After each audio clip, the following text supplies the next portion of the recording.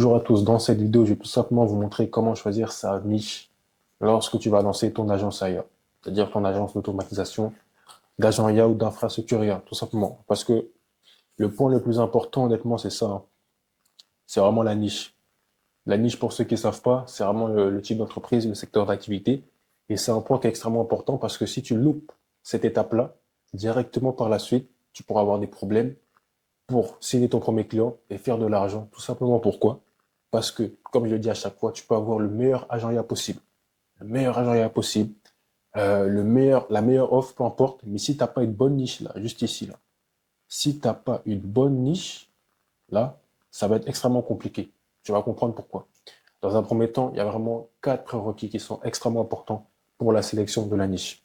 4 prérequis, comme je l'ai dit, c'est extrêmement important.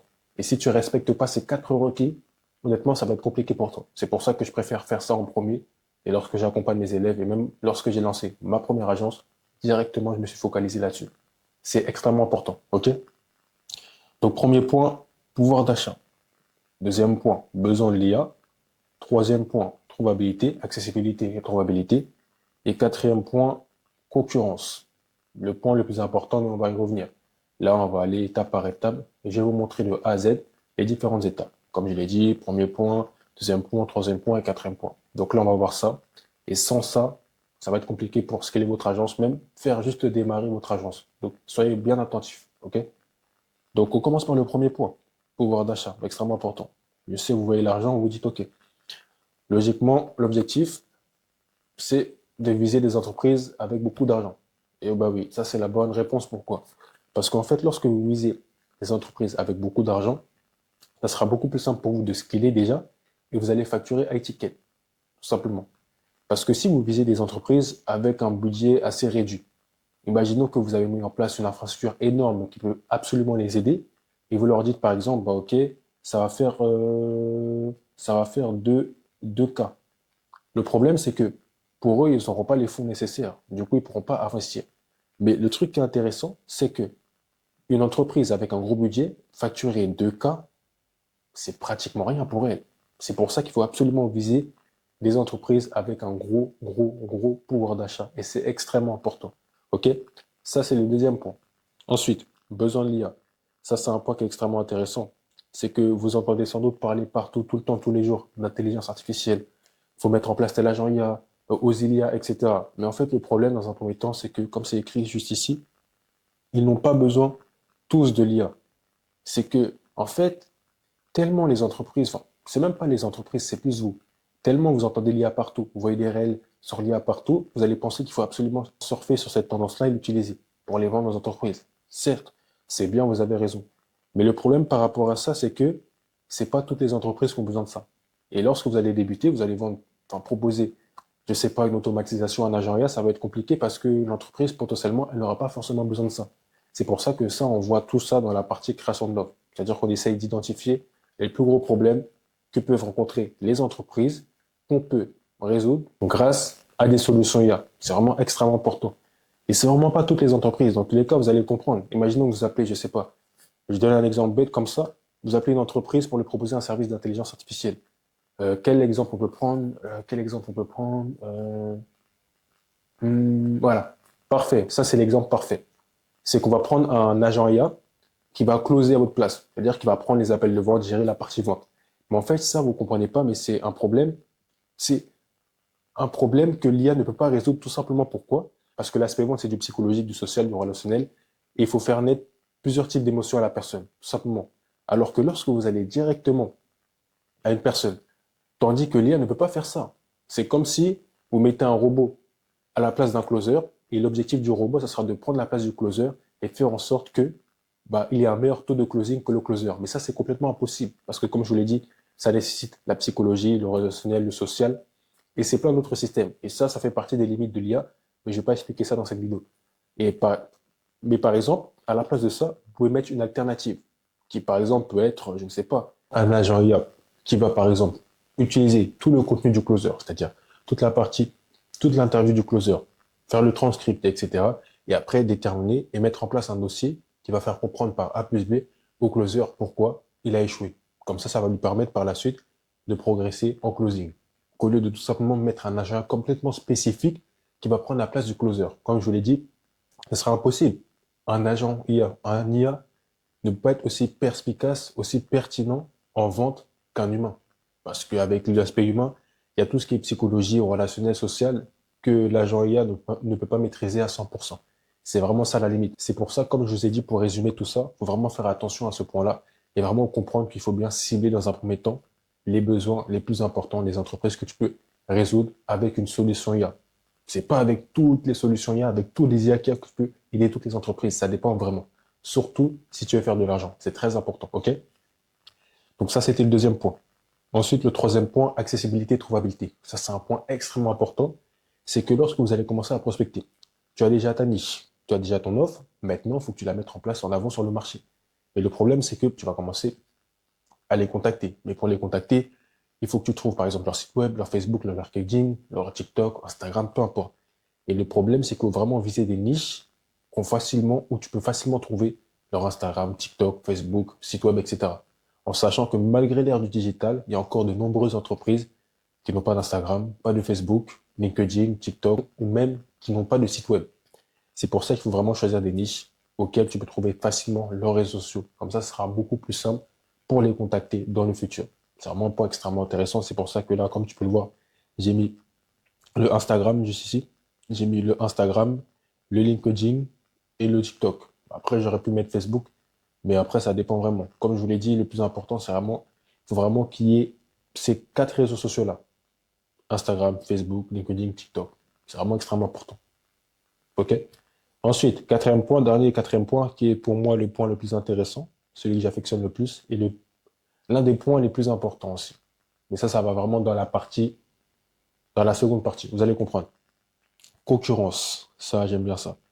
En fait, le plus gros problème, c'est que lorsque vous allez commencer, là, vous êtes sur la dernière ligne droite. C'est-à-dire que directement, ce que vous allez vous dire, c'est que, OK, donc là, j'ai mon produit, je vais le mettre sur le marché. Mais le problème, c'est que le marché dans lequel je me suis lancé, il est concurrentiel. Il est pratiquement saturé. Et vous allez penser que c'est un énorme problème, mais ce n'est pas du tout un problème, tout simplement. Pourquoi? Parce qu'il faut bien comprendre cela. Si vous allez dans un marché avec de la concurrence, c'est-à-dire que le marché a déjà été testé, il y a des clients partout. Il y a plusieurs types de clients. Ceux qui sont fait arnaquer, ceux qui hésitent encore, qui ont testé mais qui hésitent encore, et ceux auxquels ça marche, mais qui veulent par exemple changer d'entreprise parce qu'ils veulent voir quelque chose de nouveau.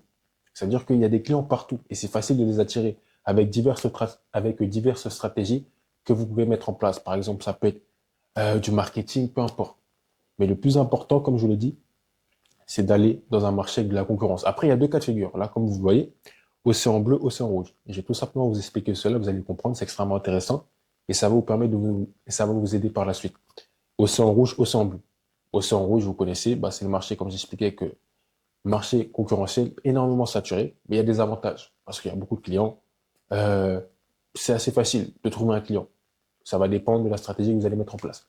Mais l'inconvénient, c'est vraiment sur ce point-là qu'il faut que vous fassiez très attention, c'est que lorsque vous allez dans un marché saturé, comme il est saturé, tout le monde connaît déjà votre produit. Du coup, ce que vous allez faire, c'est que vous allez amener quelque chose de différent, tout simplement. Différent. Différent, vous allez comprendre pourquoi. Pardon. Différent. Vous allez comprendre pourquoi. Merde, j'ai fait une faute là. Différent, bref. Et différent, vous, vous allez comprendre pourquoi.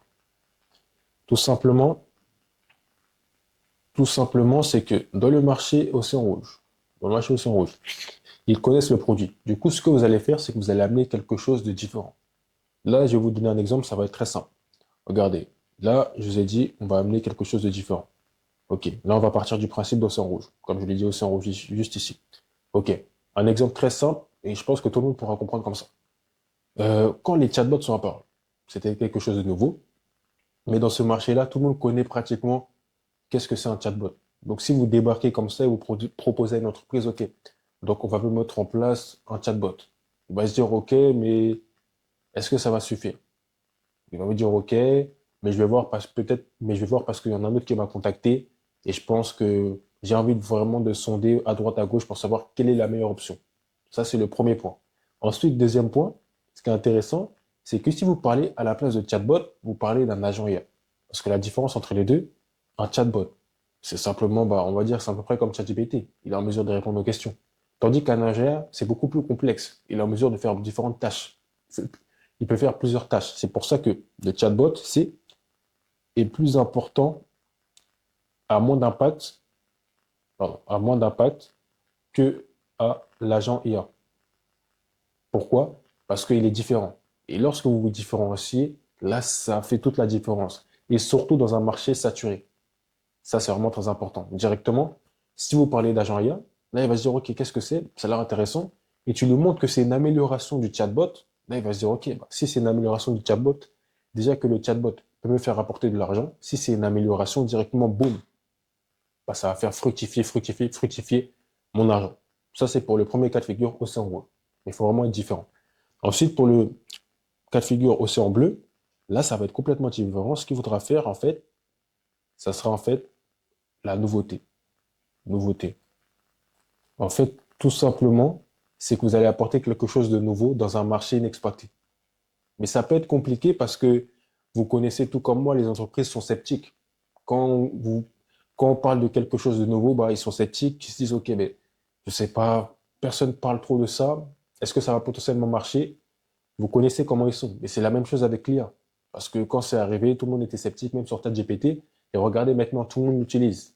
Et maintenant, le point le plus important, c'est pour ça que je dis, ceux qui veulent s'investir dans l'IA, c'est la bonne période parce que c'est maintenant que les entreprises commencent à comprendre que ça peut réellement les aider. Regardez juste une indication, oser l'IA. Juste penser à oser l'IA, vous vous rendez compte que le gouvernement a mis en place telle ou telle structure pour les entreprises. Du coup, c'est une aubaine. Du coup, il faut vraiment penser à ça et c'est une bonne opportunité. Mais comme je vous l'ai dit, pour revenir à l'océan rouge, océan bleu, en fait, il y a deux cas de figure. En fait, soit vous allez dans l'océan rouge, mais vous apportez quelque chose de différent, mais c'est beaucoup plus simple parce qu'il y a beaucoup de clients. Ou sinon, vous allez dans l'océan bleu, mais vous apportez quelque chose de nouveau. Ça peut être bien parce que si vous apportez quelque chose de nouveau, ça fait un gros boom, c'est parfait pour vous. Mais ça peut être aussi complexe. Pourquoi? Parce que les entreprises sont sceptiques. Et ça peut prendre du temps à leur faire comprendre que ça peut marcher. Vous voyez la différence? C'est vraiment ça. Donc voilà, comme je vous ai expliqué, là, je vous ai vraiment montré de A à Z les quatre prérequis, comme c'est ici, les quatre prérequis absolument sélectionnés pour la sélection de la niche. Pouvoir d'achat, besoin d'IA, trouvabilité, concurrence. Je le répète encore, pouvoir d'achat. Viser des entreprises avec un gros pouvoir d'achat. Besoin de l'IA, vraiment sélectionner les problèmes les plus importants qui peuvent être résolus grâce à des solutions IA spécifiques. Pas toutes les solutions IA, pas tous les IA. Très important. Troisièmement, trouvabilité, c'est faire en sorte de trouver facilement les entreprises, leur Instagram, leur Facebook, leur LinkedIn, leur site web, etc. Comme ça, pour les contacter, ça sera beaucoup plus simple. Et quatrièmement, concurrence, comme je vous ai expliqué, soit l'océan rouge, soit l'océan bleu. Mais moi, je suis beaucoup plus fan de l'océan rouge. Après, c'est comme vous voulez, mais les deux marchent. Il y en a un qui marche mieux, mais les deux marchent. Qui est l'océan rouge. OK? Donc voilà, c'est tout pour cette vidéo. J'espère que j'ai pu être clair et que cela vous a plu. Et vous avez vu que c'est extrêmement simple de choisir sa niche, mais il faut vraiment bien utiliser les quatre prérequis. Sinon, au-delà de ça, ça peut être extrêmement compliqué. OK? Donc, c'est tout pour cette vidéo. N'hésitez pas à vous abonner, partager, liker, commenter. Et on se retrouve pour une prochaine vidéo. Et si vous êtes intéressé à sauter sur l'occasion de l'intelligence artificielle, aux automatisations et vendre ces services-là aux entreprises, n'hésitez pas à cliquer dans le lien dans la description pour réserver le formulaire d'inscription pour que je vous accompagne de A à Z à lancer votre agence IA et commencer à faire de l'argent grâce à l'intelligence artificielle. Parce que comme vous le savez, l'intelligence artificielle maintenant, ça fait gagner énormément d'argent. Et le plus important, comme je l'ai dit dans la vidéo, c'est que les entreprises, elles, comprennent que maintenant, elles ont besoin d'intelligence artificielle pour faire fructifier leur argent. Donc vous arrivez comme un super-héros qui va les aider à faire beaucoup plus d'argent grâce à l'IA. Sauf que eux, ils n'ont pas forcément le temps d'apprendre à coder, maîtriser les NUTN, etc. Ils ont vraiment besoin d'un plan d'action précis et concis, d'une infrastructure, d'une acquisition, d'une automatisation déjà prête à être utilisée qui va les aider. Donc, on se retrouve dans le lien dans la description pour réserver votre formulaire et je vous expliquerai tout de A à Z avec tout. Témoignages, preuves sociales, virements, etc. Il y a vraiment tout. Donc là, vous n'avez vraiment pas d'excuses pour sauter sur cette occasion. OK? Donc voilà, c'était tout pour moi. On se retrouve pour une prochaine vidéo. N'hésitez pas à vous abonner, partager, liker, commenter et à bientôt.